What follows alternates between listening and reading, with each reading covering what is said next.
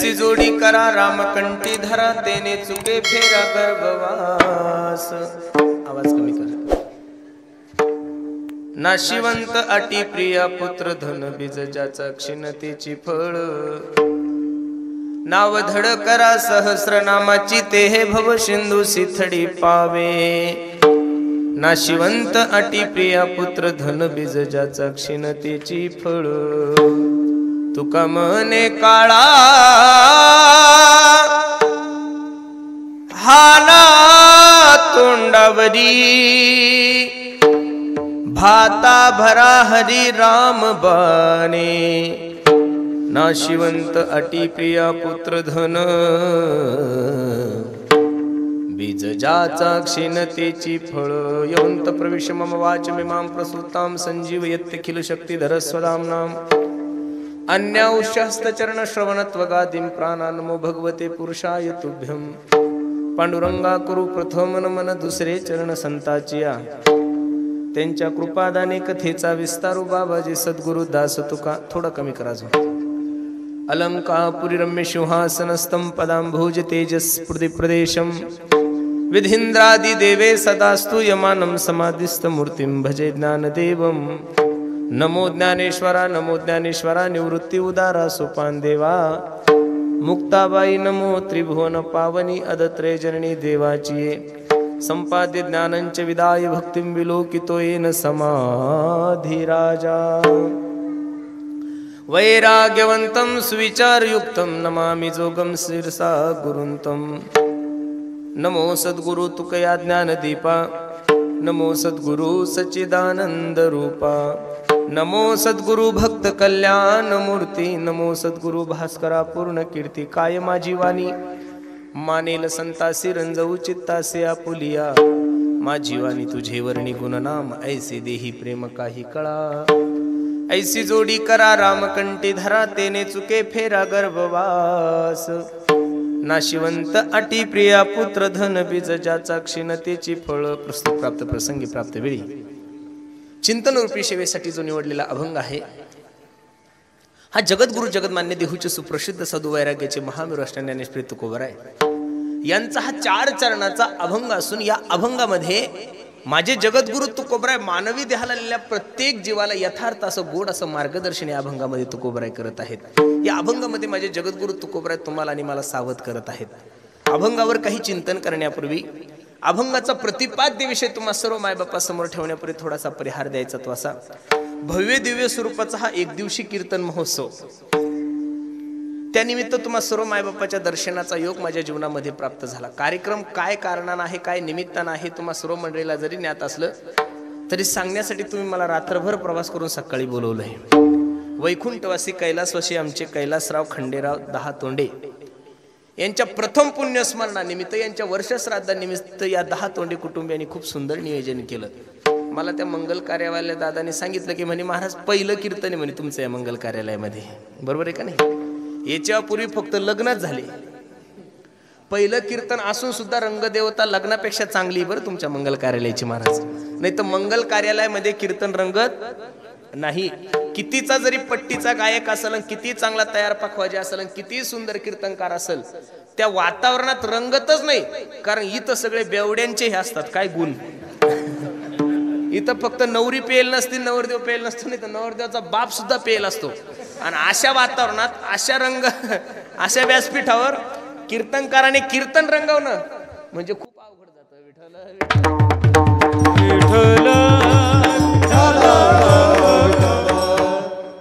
तुमचं मंगल कार्यालय पवित्र आहे कारण की कीर्तनाची रंगदेवता त्या भूमीतून सांगते महाराज। अजिबात जड जात नाहीये। लक्ष देऊन ऐका। अगदी थोड्या वेळामध्ये या अभंगाची भूमिका मला तुम्हा सर्व मंडळी समोर ठेवायची। थोडं लक्ष द्या माझ्या कीर्तनात। मानवी देहाला आलेल्या प्रत्येक जीवाला जगद्गुरु तुकोबराय योग्य असं मार्गदर्शन या अभंगातून करत आहेत। तसं तर या निसर्गाचा एक नियम आहे महाराज। आवाज वाढवू नको माझा कमी करा आवाज। या निसर्गाचा एक नियम आहे या प्रकृतीचा एक नियम आहे या जगाचा एक नियम आहे। जो व्यक्ती जन्माला आला त्याला जावंच लागतं। मग कोणी कसाही असू द्या आल्यापासून लोक फक्त समृद्धी महामार्गाचा अपघातच सांगतायत। बरोबर आहे का नाही महाराज? खूप लोक मेले खूप लोक मेले। काही मूर्ख लोक म्हणतात की समृद्धी महामार्ग हा शाप आहे। असं नाहीये महाराज। एवढा सुंदर पैसे खर्च करून शासनाने एवढा सुंदर गोड मार्ग बनवलाय. मी एक सांगू का तुम्हाला, गाडी तुमच्यासाठी, तुम्ही गाडीसाठी अजिबात नाहीये महाराज. जगातले जेवढे काही साधन आहे ते साधन तुमच्या आणि माझ्यासाठी आहे. मोबाईल तुमच्यासाठी आहे, तुम्ही मोबाईलसाठी अजिबात नाहीये. गाडी तुमच्यासाठी आहे, तुम्ही गाडीसाठी नाहीये. आणि क्षेत्र कोणतंही असू द्या महाराज, माज केला की त्या महाराज तुम्हाला सरकारने तुम्हाला 100च्या स्पीडनं चालायला सांगितलं ना, तुम्हाला असं वाटतं की तुम्ही विमानच चालवताय काय का. आणि त्याच्यामध्ये काय त्या बिचाऱ्या रोडचा अपघात आहे का, त्या सिमेंटचा अपघात आहे का, त्या वाळूचा अपघात आहे, काही नाहीये. कारण नसताना प्रमाणापेक्षाही जास्त. आता लोक म्हणतात रोड खराब आहे, आणि कालच एक कंटेनरची धडक तुम्ही पाहिली असेल, तुमच्या मोबाईलवर आले. बिचारे लोक हॉटेलमध्ये बसलेले होते, कंटेनर डायरेक्ट हॉटेलमध्ये गेला. इथं तुम्ही काय लावणार आहे हा? इथं ड्रायव्हरची चुकी आहे. आता त्या बिचाऱ्याचा ब्रेक फेल झाला, काय माहितीये का, जाणं एक तुमच्या ह्या ज्या गोष्टी ना महाराज, हे एक निमित्त आहे, जाणं प्रत्येकाचं ठरेल. 3 मित्र टू व्हीलरवर चालले होते, थोडं लक्ष देऊन कीर्तन ऐका. सिमेंट रोड झालेला आहे, एकदम चांगला हवे झालेला आहे. नवीच पल्सर घेतली 1.5 लाखाची, आणि 3 जण भद्रा मारुतीला दर्शनाला चालले. 80-90च्या स्पीडनं गाडी आहे. समोरासमोर एका ट्रकवाल्याची आणि टू व्हीलरवाल्याची धडक झाली. फक्त लक्ष देऊन कीर्तन ऐका. 3 जण होते. मग सर्वात जास्त कोणाला लागलं पाहिजे, पुढच्याला, मधल्याला का मागच्याला? हा माईक जर माझ्या अंगावर पडला तर मला लागेल का पखोजाला? कळतंय ना तुम्हाला मी काय बोलतो ते? नाही कळलं तरी माना हलवा, आपल्याला पुढे जायचंय. समोरासमोर जर टू व्हीलरची आणि 4 व्हीलरची धडक झाली तर सर्वात जास्त कोणाला लागलं पाहिजे? पुढच्याला लागलं पाहिजे, मधल्याला का मागच्याला? पुढच्याला. बरोबर आहे का नाही? पण पहा अपघाताचं भाग्य कसं आहे, पुढच्याला काहीच होत नाही, मागचं उडून शेतात पडतो त्यालाही काही लागत नाही, आणि मधलं मेल्याशिवाय राहत नाही. तुम्ही इथं काय लावणार आहे? इथं फक्त एवढंच लावायचं, ज्याचं आलं तो समृद्धीवर असो. काही लोक तर म्हणतात समृद्धीनं प्रवासच करू नका. समृद्धीनं प्रवास करा, पण प्रवास करत असताना प्रवास सावकाश करा. कधीतरी गाडीच्या स्टेअरिंगवर बसल्यानंतर मी सांगत असतो की तुमचं कोणीतरी घरी वाट पाहत आहेत. तुम्ही काही देशाचे पंतप्रधान नाही, जिल्ह्याचे पालकमंत्री नाही, कलेक्टर नाही, म्हणजे तुम्हाला 2 तास लेट झालं. मी आमच्या कैलासला सुद्धा सांगत असतो, भाऊ 2 नाही 4 कीर्तन दिवसातून कर, पण मापात घे. खरं सांगतोय महाराज, ही वस्तुस्थिती आहे. 2 कीर्तन नाही 5 कीर्तन करा, पण मापात करा. 5 आणि 7 हजार रुपयासाठी 300-400 किलोमीटर. आता यानं 4 व्हीलर घेतली नाही तर हे बावळं 200-200 किलोमीटर टू व्हीलरवर पळत होतं महाराज. लोक तुम्ही गेल्यानंतर फक्त एवढंच म्हणू शकतात, कैलास खूप चांगला गायक होता. मदत तुझ्या घरच्यांना कोणीच करणार नाही. आपण हे सिर सलामतो पगडी, शेवटी जे होणार आहे ते होणारच आहे, पण आपण सावध राहणं काय गरजेचं आहे. विठ्ठल या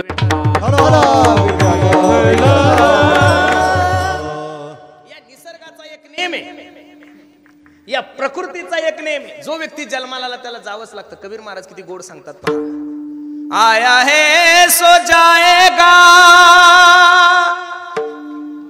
राजा रंक फकीर,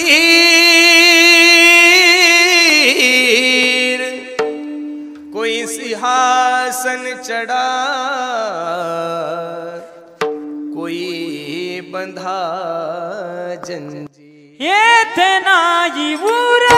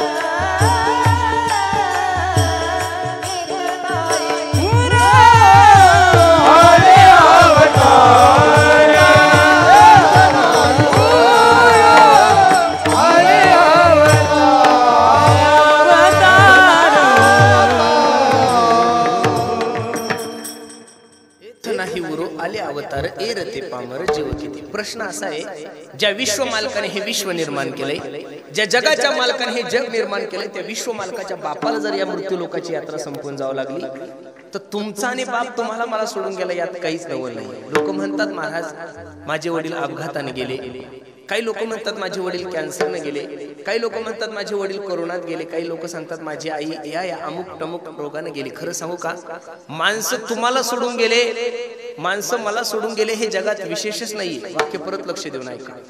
माणसं तुम्हालाही सोडून गेले, माणसं मलाही सोडून गेले हे जगात विशेषच नाही गड्यांनो. माणसं आजच्या तारखेमध्ये जिवंत आहे हेच मोठं विशेष आहे गड्यांनो. माणसं आजच्या तारखेमध्ये जिवंत आहे ना. बसणाऱ्या मंडळीला फक्त माझी एक विनंती आहे, ज्यांच्या प्रथम पुण्य स्मरणानिमित्त आपण सर्व माता मावल्या, पुरुष मंडळी, वयस्कर मंडळी जेवढे काही उपस्थित आहात, आमच्या कैलासरावांच्या प्रथम पुण्य स्मरणानिमित्त तुम्ही सर्व मंडळी उपस्थित आहात. बसणाऱ्या फक्त मंडळीला माझी एवढीच विनंती आहे, तुम्ही एवढं चांगलं जगूच नका की तुमच्यासाठी छत्रपती संभाजीनगर जिल्हा रडल, पण कमीत कमी तुमचा फुलंब्री तालुका रडला पाहिजे एवढं तर प्रत्येकानं जगलंच पाहिजे गड्यांनो. नका का तालुका रडे ना. आता याच्यापेक्षा अजून किती सबसिडी देऊ तुम्हाला मी. कमीत कमी आपली बाजार सांगी आपल्यासाठी रडाव एवढं तर चांगलं जगाव. काही काही महाशय एवढे नालायक असतात की त्यांचे घरचे त्यांच्या मरणाची वाट पाहतात. एवढे दिवस जगूच नका. लोकांनी आपल्या मरणाची वाट पाहावी, लोकांनी आपल्या मरणासाठी नवस करावा. एवढे दिवस जगताच कशाला. थोडे दिवस जगा, 45 वर्ष जगा, पण माझ्या छत्रपती शिवाजी महाराजांसारखं जगा. 22 वर्ष जीवन जगा, पण माझ्या ज्ञानोबरायासारखं जीवन जगा. वयाच्या 22व्या वर्षी ज्ञानोबरायला कुठंतरी थांबायची इच्छा झाली. आपण 90 वर्षाचं झालो तरी घर सोडत नाही. किती हलकट लोक आहे महाराज आपण. घरचे म्हणतात आम्हाला महाराज आमच्या म्हाताड्याला घेऊन जा पंढरपूरला, तरी आपण घर सोडत. मी खरं सांगू का, घरच्यांनी आपल्याला घराच्या बाहेर काढेपर्यंत घरात राहूच नका. एवढे दिवस कशाला राहता महाराज. म्हणून माझी विनंती, जीवन थोडं जगा. कबीर महाराज सांगतात, कबीरा हो कबीरा, कबीरा हो कबीरा. कबीरा जब हम पैदा हुए जग हसे हम रोए, ऐसी करनी कर चलो जग रोए हम हसे. माणूस किती चांगला होता, माणूस किती परमार्थिक होता, माणूस किती चांगला गायक होता, माणूस किती चांगला वादक होता, माणूस किती चांगला कीर्तनकार होता, हे महाराष्ट्राला कळण्यासाठी माणसाला मरावं लागतं. या महाराष्ट्राची सगळ्यात मोठी शोकांतिका आहे. अरे सिंधुताई सपकाळ ही अनाथाची माय होती. तुम्हाला मला कळण्यासाठी तिला बिचारीला मरावं लागलो हो. जिवंतपणे तिचा आश्रम कुठं होता मलाच माहित नाही, तर तुम्हाला काय माहित राहणार आहे महाराज. ती अनाथाची माय होती हे स्टेटसद्वारे लोकांना कळालं. तिने जिवंतपणे किती गोर गरीब मुलींचा सांभाळ केला, किती अनाथ मुलींचे लग्न केले, हे तुम्हालाही माहित नाही, मलाही माहित नाही. माणूस कसा होता हे कळण्यासाठी माणसाला मरावं लागतं. अंत्ययात्रेमध्ये लोक चर्चा करतात, ओ दादा किती गोड माणूस होता हो आमच्या बाजार सांगीमध्ये. याच्यासारखा चांगला माणूस नव्हता महाराज. गोरगरिबाला सहकार्य करायचा, परमार्थामध्ये पुढे उभा राहायचा. कोणी कोणतीही देणगी मागायला जा, सर्वात मोठी देणगी राहायची गावामध्ये. कोणाचीही अडचण असू दे हा व्यक्ती त्याला सहकार्य करायचा. एवढा चांगला माणूस देव कसा बर घेऊन गेला. अशी जर कोणी कोणाच्या अंत्ययात्रेमध्ये चर्चा करत असेल तर समजून चालवतो देव माणूस आहे. काही लोक मेले की लोक तिकडे गौऱ्या रचत असतात आणि हे तंबाखूला चुना लावत म्हणतात महाराज बरं गेलो आमच्या बाजार सांगीची घाण गेली, असंही म्हणतात लोक महाराज. याने एक सुद्धा ग्रामपंचायत बिनविरोध होऊ दिली, याने एक सुद्धा सप्ताह चांगला होऊ दिला नाही. माणसासारखा आडवा माणूस जगात नाही महाराज कोणी. तुम्ही थोडं विचार केलं तुमच्या लक्षात येईल. कुत्र, मांजर, डुक्कर, बैल, गाय, म्हैस जेवढे काही प्राणी तेवढे सगळे आडवे जन्माला घातलेले देवाने. फक्त माणूसच उभा जन्माला घातला. देव तर डोक्याला हात लावून बसला. हे बिलिंदर उभा असून एवढं आडवं चालतं. बाय चान्स आडवा असतं तर किती आडवं चाललं असतं. 100 मांजरी आडव्या जाऊ द्या रोडनं तुमचं काम होईल, पण गावातला एक माणूस आडवा गेला तर गावाचा सप्ताह होत नाही. एवढी ताकद आहे माणसामध्ये. म्हणून बसणाऱ्या मंडळीला माझी विनंती आहे, जीवन थोडं जगा पण कसं जगा. महाराज सांगतात, हा उत्तम चिवरे कीर्ती मागे, उत्तम चिवरे कीर्ती मागे, उत्तम चिवरे कीर्ती मागे, उत्तम चिवरे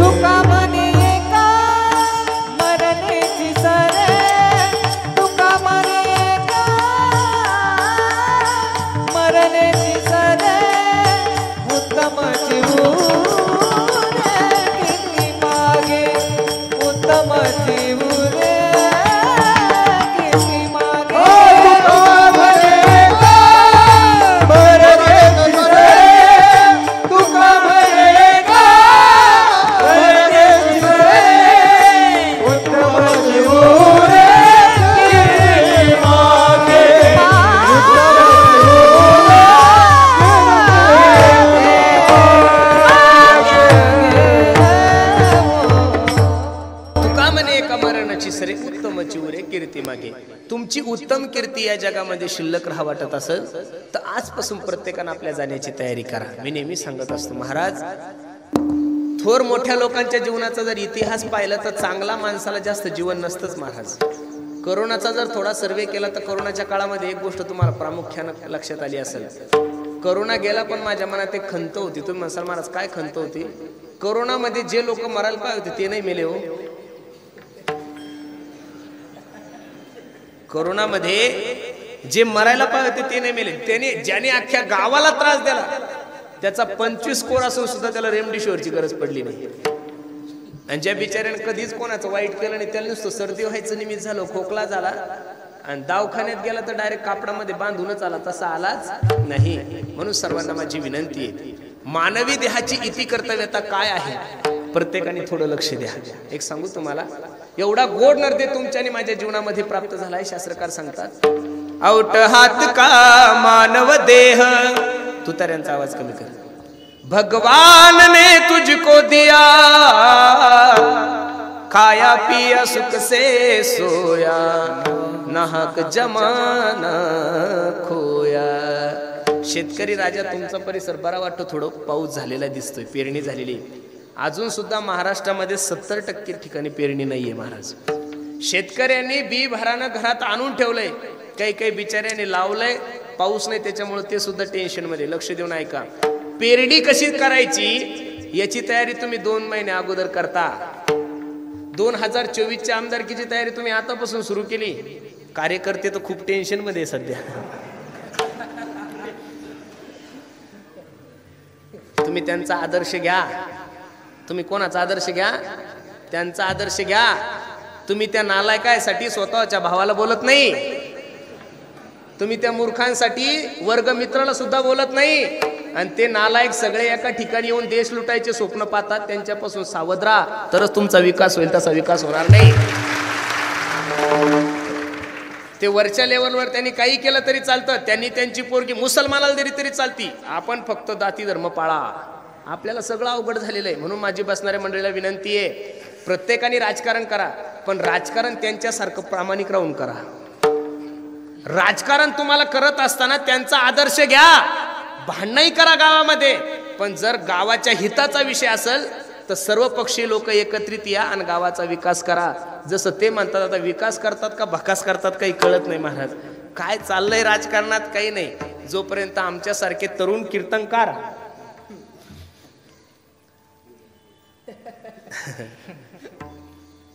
आमच्यासारखे जोपर्यंत राजकारणात येत नाही तोपर्यंत या महाराष्ट्राचा विकास शक्यच नाही महाराज. खरं सांगतो तुम्हाला, असं मला म्हणायचं होतं. लोक म्हणतात तुम्हाला राजकारणाची काय गरज आहे, मग किती दिवस या बावळ्याच्याच हाताखाली काम करायचं? बरं, त्यांच्यापेक्षा बोलायला हुशार आहे आपण.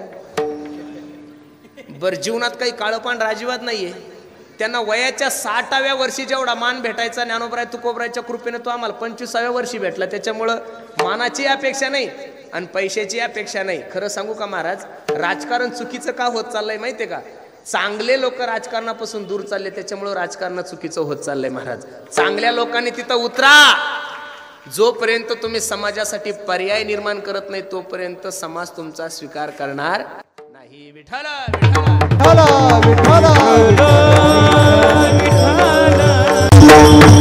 सर्व गोष्टीची तयारी करतोय तुम्ही.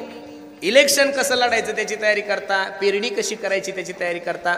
बसणाऱ्या सर्व मंडळीला माझी विनंती आहे, तुम्ही आणि मी जाणार आहोत याची कधी तयारी केली का तुम्ही? तुम्ही म्हणाल महाराज जाण्याची काय तयारी आहे? कबीर महाराज सांगतात, श्वास श्वास पर कृष्ण भजी, वृद्धा सास ना खोय, ना जानेस श्वास की आवन होय न होय.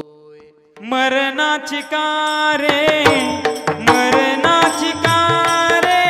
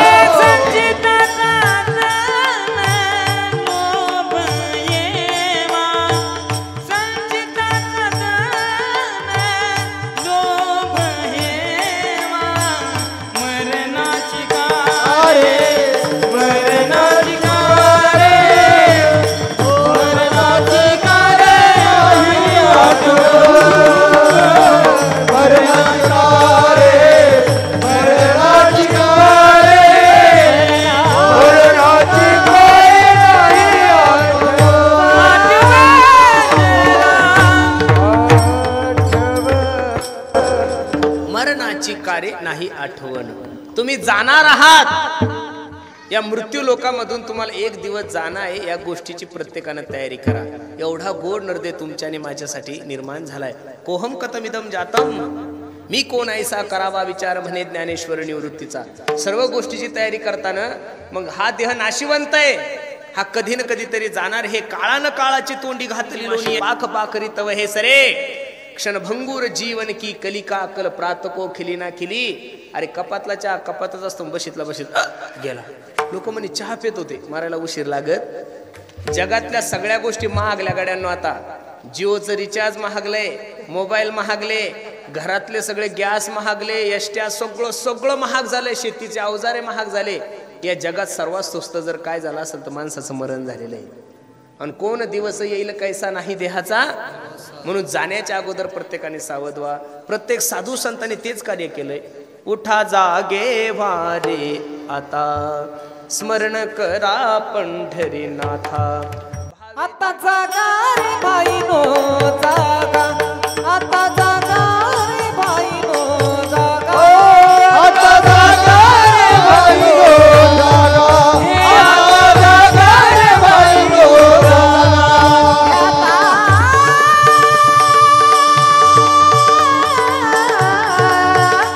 चोर निघला चोर निघला लाडोनी बागा, आता जागा रे भाईनो जागा, आता जागा रे भाईनो जागा, आता जागा आता जागा रे भाई नो जागा. प्रत्येक साधू संतांनी तुम्हाला आणि मला जागा केलं. जगजोगी जगजोगी जाग जाग बोलती, जगजोगी जगजोगी. प्रत्येक साधू संतांनी तुम्हाला आणि मला जागा करण्याचा प्रयत्न केला. काही लोक म्हणतील आम्ही झोपलेलो आहोत का? अजिबात नाही. तुम्ही सर्व मंडळी जागृतच आहात. या 10 तोंडे कुटुंबियांनी कमीत कमी 4, 5, 6 महिने झाले असेल ही तारीख घेऊन, बरोबर आहे का नाही? मग त्या दिवसापासून गायक ठरवले, वादक ठरवले, एवढं सुंदर सर्व मंडळीला आरोचं पाणी पिण्यासाठी जेवण्याची व्यवस्था आहे. पाऊस येईल म्हणून मंगल कार्यालय ठरवलं. हे जागृती अवस्थेमध्ये ठरवलं का झोपीमध्ये ठरवलं? मग तुम्ही आता शेताची मशागत करता, मुलांना इंजिनियर करता, डॉक्टर करता, एवढं चांगलं मुलांना योग्य संस्कार देता, एवढे चांगले घरं बांधता. हे जागृती अवस्थेमध्ये का झोपी? जागृती. मग आम्ही एवढे जर जागृत आहोत, मग साधू संतांचा आग्रह काय? जागे व्हा, जागे व्हा, जागे व्हा. तुकोबराय सांगतात बाबा तुम्ही जागे जरी असले तरी संसारात जागे, परमार्थात प्रत्येक मनुष्य झोपलेला आहे. आणि परमार्थात झोपलेल्या प्रत्येक माणसाला महाराजांनी सावध केलंय. मज निरंतर जागवी ती, मज निरंतर काय द्यावे त्यासी व्हावे उतराई. ठेवीत हा पायी काय सांगू आता संतांचे उपकार. मज निरंतर जागविती. त्या साधू संतांनी तुम्हाला आणि मला जाग केलंय. जगद्गुरु तुकोबरायांनी या समाजाकडे पाहिलं त्यावेळेस समाजाची एक घटक तुकोबरायच्या लक्षात आला. तुकोबराय सांगतात लोक युवा होतात, मोठे होतात, वयस्कर होतात, मरून जातात. माणसं माणसाच्या जीवनाचा यथार्थ विचार करत नाही. भागवतकार सांगतात काल व्याल मुखग्राश त्राश निर्नाश हे तवे श्रीमद भागवतम शास्त्रम कलो किरेन भाषितम. किती गोड श्लोक आहे ऐका. काल व्याल मुखग्राश त्राश निर्नाश तवे हे तवे. एक मोठा आजगर आहे आणि त्या आजगराच्या मुखामध्ये तुम्ही आणि मी बसलेलो आहोत. आपण कुठपर्यंत सुरक्षित आहोत? जोपर्यंत तो आजगर आपलं तोंड बंद करत नाही. आणि त्या आजगराने का आपलं तोंड बंद केलं, कधी आपलं काय होईल काही सांगता येत नाही. मग क्षणिक आहे, कधी जाईल याची गॅरंटी नाहीये. अगदी थोडं आहे. अल्प आयुष्य मानव देह शतगणिले ते मध्य बालत्व पीडा रोग क्षय काय भजनाशी उरले ते पाहेगा. 100 वर्षाचा आयुष्य आहे तुम्हाला. किती वर्षाचा आहे हो? किती? 100. 100 मधले 50 झोपीत गेले गड्यावर, खाली किती उरले? किती? 50 मधले 10 वर्ष बालपणात गेले, खाली किती उरले? 40 मधले 20 वर्ष शिक्षणात गेले, खाली किती उरले? शिक्षण झालं महाराष्ट्रात कुठंच पुरी नाही, त्याच्यामुळे 5 वर्ष पुरी पाण्यात गेले, खाली किती उरले? महाराज एवढे मॅड करतात हे लग्न न झालेले पोरं. माझा आता एक परम शिष्य एवढा बावळट झालेला आहे, तो झोपीत सुद्धा म्हणतो बाबा लगीन, मला बाबा म्हणतो. बर कोणत्या बेसवर यांना पोरी द्यावं हा एक मोठा प्रश्न आहे ना महाराज. घरी जमीन नाही, खानदानी बेवडा, मग नेमकं द्यायचं कसं? आणि आता पोरीला एवढं मार्केट आलं, बाबा बाबा बाबा बाबा बाबा. जिच्या घरी 2 एकर आहे तिला सुद्धा असं वाटतं मला 25 एकरावाला पाहिजे. नुसता 25 एकरावाला नाही, तो नोकरीला सुद्धा पाहिजेत. आणि तिची माय तर एवढी 150 आहे, माझी पोरगी शेतात जाणार नाही. मग जमीन कशाला मिरे वाटायला पाहिजेत का तुम्हाला? अवघड झालंय महाराज. आम्ही भाग्यवान आहे, आपण ह्या लॉकडाऊन मध्ये सापडलो नाही कायल्या, नाही तर आपला अवघडच झाला असतं. इथं जीन्सवाल्याला नाही, आपल्यासारख्या धोत्रावाल्या कठीण तळा झालाय ना महाराज. इतके बावळट झाले. अजून 4 वर्षाने कॅन्सरचे पेशंट कमी होतील, शुगरचे पेशंट कमी होतील, बीपीचे कमी होतील, अजून बऱ्याचशा रोगांची कमी होतील आणि सर्वात जास्त पेशंट वाढतील. आमचं लग्न नाही झालं म्हणून ईड झालं. खरंय ना महाराज, कोणी बघेनच हो. अवघड आहे. सध्याचा जर सर्वे केला तर 100 पोरं 50 पोरी म्हणजे 60 पोरी, 40 वेटिंगवर आहे. अजून भविष्यात कसं होईल काहीच काळजी करायचं काम नाही. त्यांनी फक्त आता भद्रा मारुतीची सेवा करायची, त्यांचे लग्न होणार. बरं मला एक कळत नाही, एवढे भांबवले महाराज बायकायसाठी, हे मारुती रायाकडे पायी चालत जातात. आता ब्रह्मचार्याला कुठं बायको मागत असते का? काही कळतं का महाराज? एवढं तरी मॅनर्स पाहिजेत. आता लग्नच करायचंय ना तुम्हाला, मग कमीत कमी भगवान श्रीकृष्णाची तर आराधना करा. त्या बापाची PhD झालेली त्याच्यामध्ये, 16,108 बायका आहे. तुम्ही देवाला मानत नसेल तर रावणाची पूजा करा, त्याला 80,000 बायका होत्या. हे बजरंग बलीची आरती करतात, शनिवार निर्जला धरतात. अरे ते ब्रह्मचारी माणूस तुम्हाला बायको देऊ शकत? अवघड झालेलं आहे. मग आता आयुष्य किती राहिलं तुमच्याकडे? 15. काय काय करणार आहे 15? मग महाराज सांगतात, काय भजनासी उरले ते पाहेगा, काय भजनासी उरले ते पाहेगा. मग अगदी कमी आयुष्यामध्ये काय करायचं याचं उत्तर जगद्गुरु तुकोबरा अभंगाच्या पहिल्या चरणात. ऐसी जोडी करा रामा